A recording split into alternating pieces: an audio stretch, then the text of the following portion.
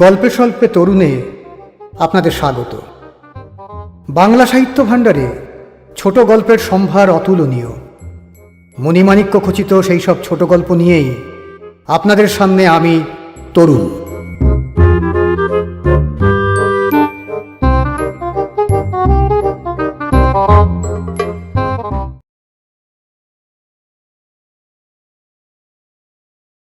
গল্প ভৌতিক পালঙ্ক, রচনা বিভূতিভূষণ বন্দ্যোপাধ্যায়।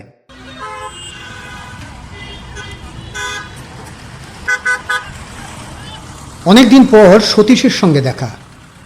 বেচারা হন্তদন্ত হয়ে ভিড় ঠেলে বিকেলবেলা বেন্টিং স্ট্রিটের বাঁদিকের ফুটপাত দিয়ে উত্তর মুখে চলছিল। সমস্ত অফিসে সবেমাত্র ছুটি হয়েছে।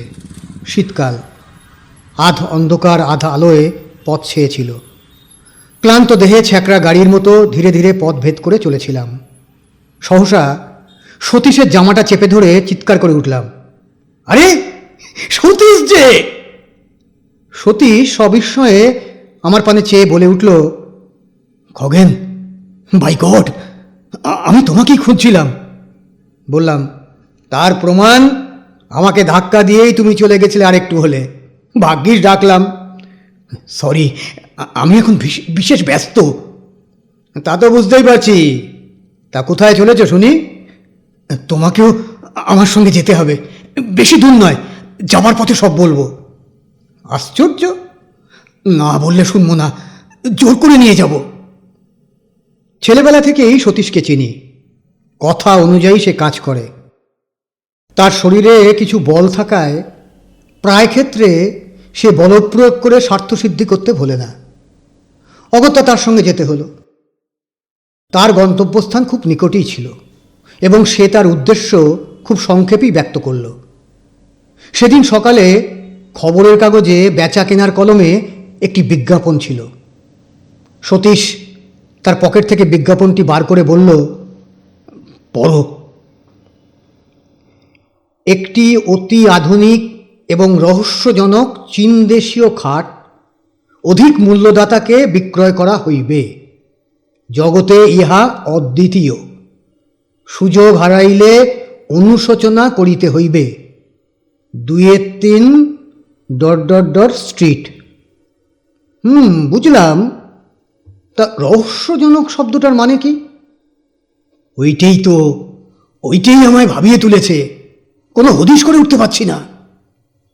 সতীশ চলছিল রাস্তার নাম দেখতে দেখতে। হঠাৎ সে লাফিয়ে উঠল, পেয়েছি, এই গলি। সন্ধ্যার স্তিমিত আলোকে সেই গলির পানে তাকিয়ে আমার সারা শরীর কেন জানি না এক প্রকার শিহরণ জাগল। চীনা পল্লীর চীনা আবহাওয়ায় রহস্যজনক খাট। সতীশের হাতটা ধরে বললাম, খাটে আর কাজ নেই সতীশ, চলো ফিরে যাই। আমার বাঙালি খাট বেঁচে থাকুক। সতীশ প্রবল বেগে এক ঝাঁকানি দিয়ে বলে উঠল, বেতু কোথাকার! এতটা এগিয়ে এসে কখনো ফেরা যাবে না। গলির মোড়ে ডান পাশে একটা নিম গাছ ভূতের মতো মাথা উঁচু করে দাঁড়িয়েছিল। ওদিকে ডাস্টবিনের মধ্যে থেকে যত সব অখাদ্য কুখাদ্যের উৎকট গন্ধ ভেসে আসছে। অন্নপ্রাশনের ভাত যেন ঠিকরে বার হয়ে আসতে চাইল অসহ্য যন্ত্রণায়। নাকে রুমাল চাপা দিয়ে কোনো গতিকে পথ চলতে লাগলাম। একটা দমকা বাতাস বিভ্রান্ত হয়ে আচমকা দক্ষিণ দিক থেকে ভেসে এসে আমাদের শরীরে যেন আছাড় খেয়ে পড়ল। মাথার উপর দিকে কয়েকটা বাদুড় ডানার শব্দ করতে করতে উড়ে গেল। দুটো অভিভাবকহীন কুকুর এই অনধিকার প্রবেশকারীদের পানে চেয়ে বিশ্রী সুরে অভিযোগ করতে লাগল। পথে আর জনমানবের চিহ্ন পর্যন্ত ছিল না। পাশে একটি চীনা ডাক্তারের বহু পুরাতন সাইনবোর্ড। তার উপরকার নরকঙ্কালের ছবিটি জীর্ণ প্রায়। কোথা থেকে একটি পিয়ানোর অস্পষ্ট সুর ভেসে আসছিল। শীঘ্রই আমরা আমাদের নির্দিষ্ট গৃহে এসে পৌঁছলাম। অমন বাড়ি আমি আর জীবনে দেখিনি। ইট বার করা পঙ্গু প্রায় বহু প্রাচীনকালে সাক্ষ্য নিয়ে দাঁত বার করে দাঁড়িয়ে আছে। হয়তো নবাব আলীবর্দী খাঁর আমলে এই বাড়ির ভিত্তি স্থাপন হয়েছিল। ভাঙা ফটক দিয়ে অতি সন্তর্পণে ভিতরে প্রবেশ করলাম। বাড়ির ভেতরে গিয়ে আমি অবাক হয়ে গেলাম। এত লোক এখানে কোথা থেকে এলো? যে নির্জন নিস্তব্ধ গলি আমরা পিছু ফেলে আসলাম, সেখানে তো কারুর ছায়া পর্যন্ত খুঁজে পাইনি। ভৌতিক কাণ্ড নাকি? সকলের মুখেই কৌতূহলের ছাপ বর্তমান। নানা জাতির লোক সেখানে সমবেত হয়েছিল। এতগুলি লোক, কিন্তু কারুর মুখে একটি কথা নেই।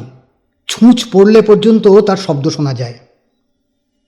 ঘণ্টাখানেক পর একটি বৃদ্ধ মোটা চীনা আমাদের পথ প্রদর্শন করে নিয়ে গেল। তার মাথার একটি চুলও কাঁচা ছিল না। তার সামনের উপরের দুটি দাঁত সোনা দিয়ে বাঁধানো, আর বাঁ হাতের উল্কিতে একটি ভোজালির ছবি। সে আমাদের ইশারা করে অনেকগুলি ঘর পার করে সেই খাটের ঘরে নিয়ে গেল। বাড়িটি একটি দুর্ভেদ্য দুর্গের মতো, চারিদিকে গোলক ধাঁধা। হ্যাঁ, খাট বটে। অমন খাট আমি জীবনে আর দ্বিতীয়টি দেখিনি। খাট আমি অনেক দেখেছি, কিন্তু ঠিক ওই রকম আশ্চর্য চীনা খাট সেই প্রথম এবং শেষ দেখলাম। তার অপূর্ব ভাস্কর্য, অপূর্ব কারুকার্য। একপাশে ভগবান বুদ্ধের ধ্যান ও গম্ভীর প্রশান্ত মূর্তি। আয়তনে খাটটি বিশেষ বড় নয়, দুটি মানুষ বেশ আরামে শুতে পারে। আবার আশ্চর্য, সেই খাট বাড়িয়ে 10 জনের জায়গা করা যায়। দেখে চমকে গেলাম। সকলের সঙ্গে দর কষাকষি হতে লাগলো। ওই সামান্য একটা কাঠের খাটের প্রতি সকলের মন আকৃষ্ট হয়েছিল। কিনবার জন্য সকলের কী সে ব্যাকুলতা! দাম হু হু করে বাড়তে লাগলো। শেষে সতীশের ভাগ্যেই ওই খাটটি জুটল 1500 টাকায়। সেই খাট নিয়ে বাড়ি ফিরতে সতীশের প্রায় 10টা বাজল। যে দেখল সেই বলল, চমৎকার। সেখানে থেকে খাওয়া দাওয়া করে আমি বাড়ি গেলাম। সতীশ বলল, আবার এসো, নেমন্তন্ন রইল। তথাস্তু বলে চলে এলাম। আমি যাবার আগেই পরের দিন সকালে সতীশ এসে হাজির। উস্কো খুস্কো চুল, মুখ শুকনো, চোখ দুটি জবা ফুলের মতো লাল। দুর্ভাবনায় ও দুশ্চিন্তায় হয়তো সারা রাত্রি ঘুম হয়নি। আমি সবিস্ময়ে প্রশ্ন করলাম, আরে ব্যাপার কি? বিপদ, ভীষণ বিপদ। সতীশের গলা দিয়ে স্বর বার হচ্ছিল না। কিসের বিপদ? সেই খাট। একটা যে কিছু হবে তা আমি আগে থেকেই বুঝতে পেরেছিলাম। কেউ কখনো খাল কেটে কুমির নিয়ে আসে? হাজার হোক, ওটা একটা রহস্যজনক খাট। পূর্বরাত্রের ঘটনা সে সবিস্তারে বর্ণনা করে গেল। সারা রাত্রি সে ঘুমোতে পারেনি। ওই খাটের ওপর সে শুয়েছিল। হঠাৎ মধ্যরাত্রে তার মনে হলো কে যেন খাটটা নাড়াচ্ছে। উঠে সুইচ টিপে আলো জ্বেলে দেখল, না, খাট ঠিকই আছে। আবার শুয়ে পড়ল, আর খানিক পরেই ঘুম ভেঙে গেল। কিসের একটা ভীষণ শব্দে সারা ঘরখানা যেন গমগম করছে। দেওয়ালের সঙ্গে যেন খাটখানার ভীষণ ঠোকাঠুকি হচ্ছে। ধর্মর করে উঠে ও আলো জ্বালল। না, সব কিছু নিঃশব্দ, নিথর, কোথাও এতটুকু শব্দ নেই।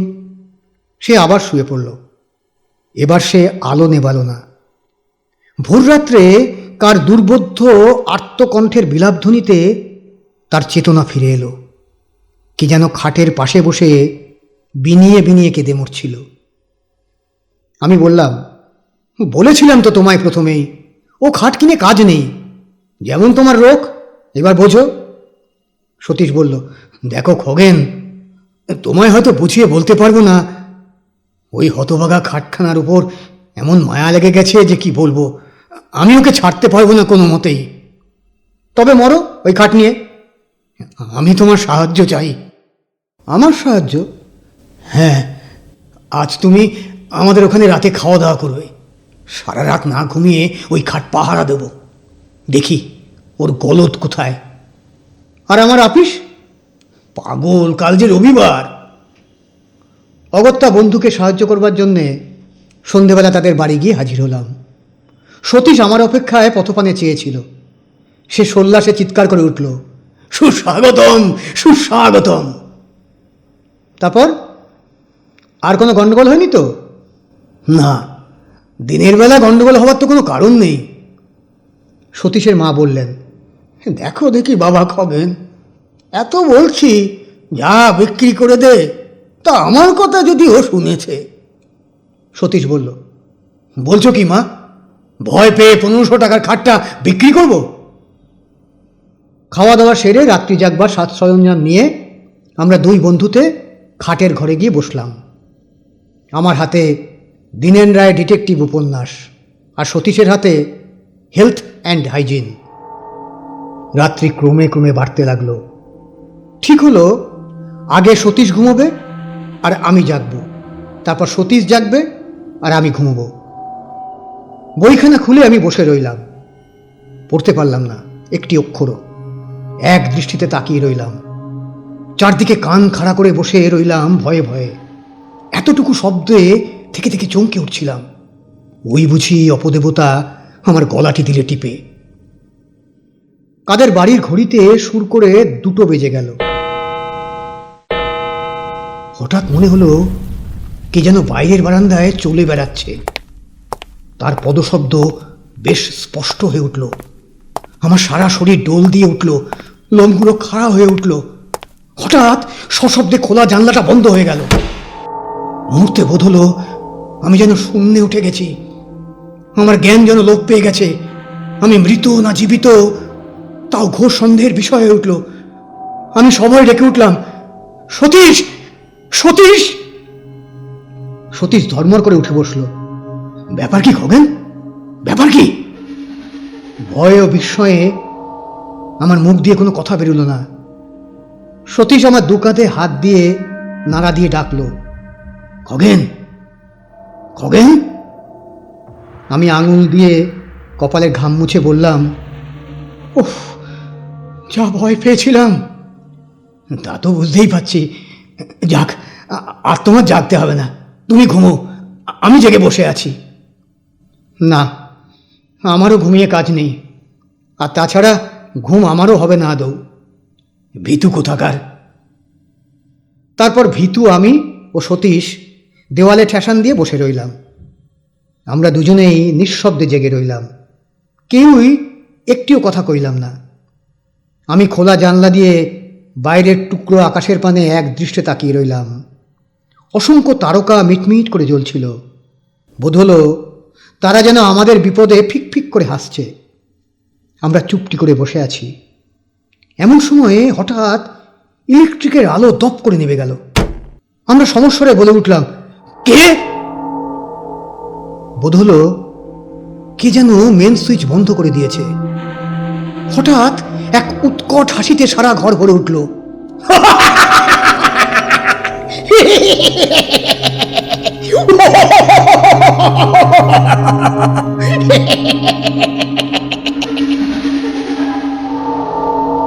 অমন হাসি আমি জীবনে কাউকে হাসতে দেখিনি। হাসি যেন আর শেষ হতে চায় না। সে কি বিকট শব্দ!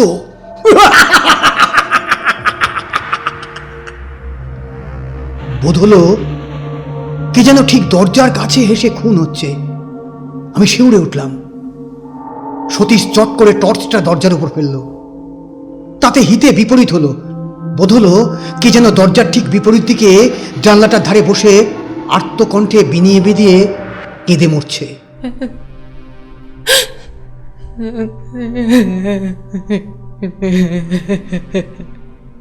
তার কান্নার কোনো ভাষা খুঁজে পেলাম না। কেবল একটা করুণ সুর সারা ঘরময় ঘুরে ঘুরে মরতে লাগলো। তারপর সেই খাটের উপর গিয়ে সেই বিলাপ ধ্বনি আর নড়ল না। তার কান্নায় যেন খাটটা ভিজে গেল।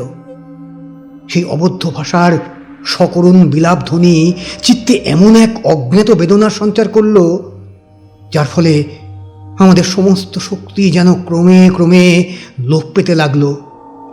মনে হলো কে যেন ক্লোরোফর্ম দিয়ে আমাদের অজ্ঞান করে দিচ্ছে। আমরা যেন ধীরে ধীরে অচেতন হয়ে পড়ছি। সতীশের সাহসটা ছিল কিছু বেশি, তাই সে খাটের উপর টর্চ ফেলে গর্জে উঠল, কে? কে ওখানে? কিছুই দেখা গেল না। কেউ সাড়া দিল না।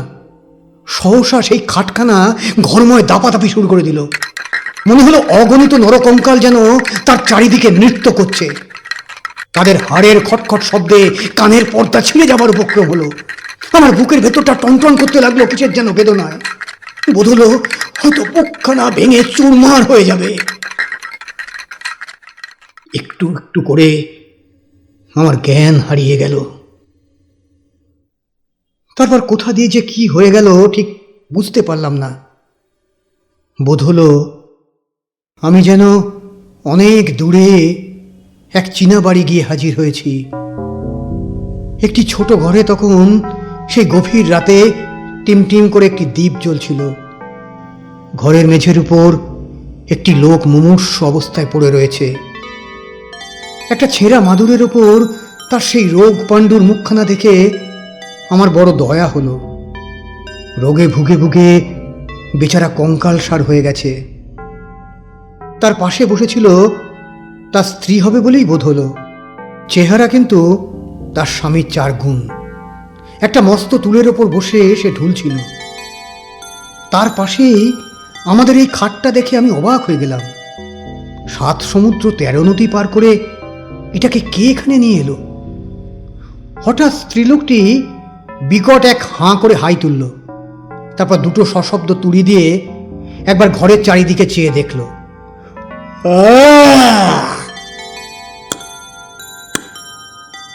দেখলাম তার স্বামী ইতিমধ্যে উঠে সেই খাটের দিকে এগিয়ে গেছে চুপি চুপি। চকিতে ক্রুদ্ধা বাঘিনীর মতো তার স্ত্রী তাকে জোর করে খাট থেকে নামিয়ে বিছানায় ফেলে দিলে। সে ভীষণভাবে গর্জন করতে লাগলো, আর তার স্বামী ব্যাকুলভাবে অনুনয় করতে লাগলো ওই খাটের পানে অঙ্গুলি সংকেত করে। বোধ হলো সে চায় খাটে উঠতে, কিন্তু তার স্ত্রী তাকে কিছুতেই উঠতে দেবে না। উত্তেজনায় কাঁচতে কাঁচতে তার মুখ দিয়ে এক ঝলক রক্ত বেরিয়ে গেল।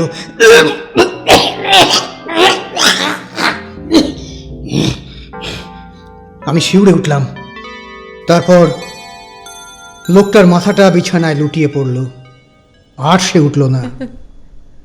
তার স্ত্রী তার পাশে বসে বিনিয়ে বিনিয়ে কাঁদতে লাগলো।